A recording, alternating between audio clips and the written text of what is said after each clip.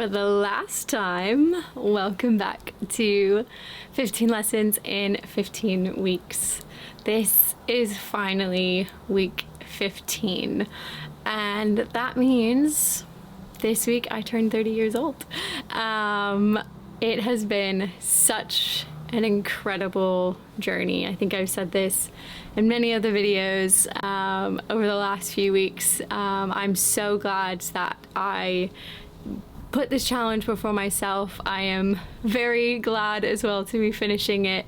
But I just, before I move on to the lesson that I've learned at 29 years old, set yourself some challenges. That was one of my lessons a few weeks ago. Set yourself some challenges, finish them. It feels really great. It really does. So I am excited to be sharing a lesson from when I am 29 years old. I am 29 years old. I've done my 29th year. I am almost to the finish line, crossing over to be 30. And it has been a really good year. Like I have over the last few videos, I've kind of reverted back to Instagram. At this point, there's been no Instagram post. You will hear it here first from my perspective of what I've learned. So YouTube saw it first. But I want to kind of put the lesson out first and then just explain how this lesson came about. So here we go. This one is fun. It's a little bit mysterious. It can be mysterious if you live this way, but basically this year as a 29-year-old, I learned to expect the unexpected. Always expect the unexpected.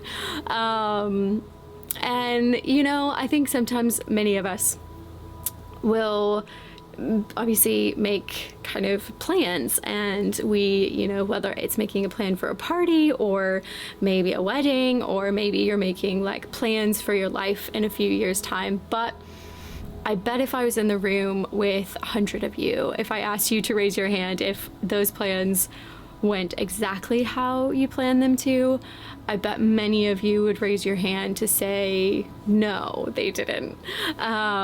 We've been at a couple weddings recently, and there's had to be plan Bs because, you know, the rain, the weather, the this, the that.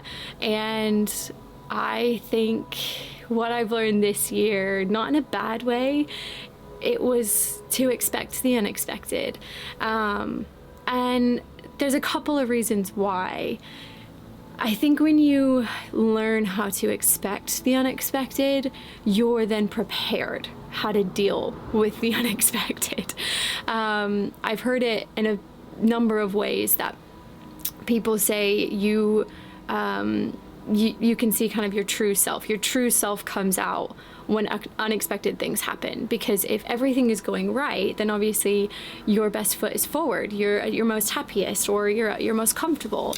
When things don't go to plan, hence the wind in my hair,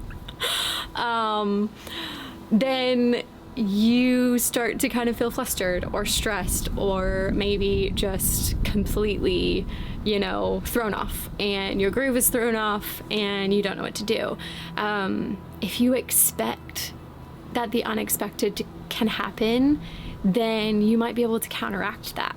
You know, you might be able to expect that, oh gosh, like, you know, maybe this could happen. Not preparing for the worst, not preparing, you know, oh, we got to prepare for every situation. No, but if you just tell yourself, expect the unexpected. So if the unexpected does happen, then you can still feel at peace, and you can kind of still feel level-headed, and you can feel, you know, like you're not gonna lose control, or not that things are out of control. And over this last year, you know, we've planned things that have not gone to plan, and we've learned to hold our plans loosely. I've always learned to hold my plans loosely, and I've been so grateful that I have held my plans loosely, because I spoke a couple weeks ago how God has done exceedingly immeasurably more than I could have ever asked or imagined. And that is something that, if I were to hold so tightly to my plans, no, it has to be this way, this is the way I planned it, then I wouldn't have experienced the unexpected. And one of the verses that came to mind in just thinking through this lesson was the verse in John 3, where Jesus is having a conversation with Nicodemus about, the whole being born, reborn. Nicodemus is very confused as to what Jesus is talking about and the things that he's, brought about, rebirth. How can you be reborn again? And Jesus is talking about being born of spirit and water, and he explains the spirit like this. It says in John 3, verse 8, he says, "For the spirit wind blows as it chooses. You can hear its sound, but you don't know where it came from or where it's going. So it is the same with those who are spirit born." And living a life expecting the unexpected is living a life submitting to the Spirit. The Spirit comes, we don't know where it's come from, we don't know where it's going, but if you trust God, if you trust kind of where the Spirit, the wind comes from, that wind that blew my hair, didn't know that was coming, don't know where it went. But being able to kind of be yourself, be better than kind of your normal day-to-day self in the unexpected times can really help you with some of those decisions that need to be made.